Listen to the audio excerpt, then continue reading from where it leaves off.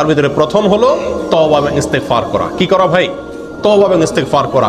কেউ যদি আল্লাহর কাঠগড়ার আসামি থাকেন, আগে থেকে তার নামে মামলা হয়ে থাকে, আগে থেকে তিনি দাগী আসামি হয়ে থাকেন, তাহলে নতুন করে আল্লাহর পক্ষ থেকে কোনো নেক আমলের তৌফিক তার জন্য পাওয়া একটু কঠিন।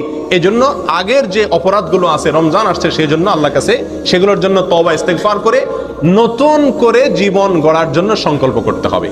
নতুন করে রমজান আসছে, আমাকে নতুন ভাবে ঘুরে দাঁড়াতে হবে, সেজন্য পিছনের সমস্ত খাতা মুছে ফেলতে হবে, পেছনের সমস্ত গুনাহ খাতার জন্য আল্লাহর কাছে মাপ চাইতে হবে, নতুন জীবন গড়তে হবে, জীবনে মোড় ঘুরাতে হবে, তওবা এবং ইস্তেগফার করতে হবে। করবো তো ইনশাআল্লাহ? এখন থেকে তওবা এবং ইস্তেগফার করে রমজানের জন্য আমরা প্রস্তুতি গ্রহণ করবো ইনশাআল্লাহ। এটা হলো রমজানের প্রথম প্রস্তুতি, তওবা ইস্তেগফার, ফিরে আসা, অন্যায় কাছ থেকে এখন থেকে ফিরে আসতে শুরু করা এবং আল্লাহর কাছে মাপ চাওয়া। আল্লাহর কাছে মাপ চাইলে আল্লাহ সুবহানাহু ওয়া তাআলা যদি ক্ষমা করেন, তাহলে ইনশাআল্লাহ নতুন করে নেক আমলের তৌফিক এবং সুযোগ আমরা লাভ করবো ইনশাআল্লাহ। দ্বিতীয় যে কাজটি করতে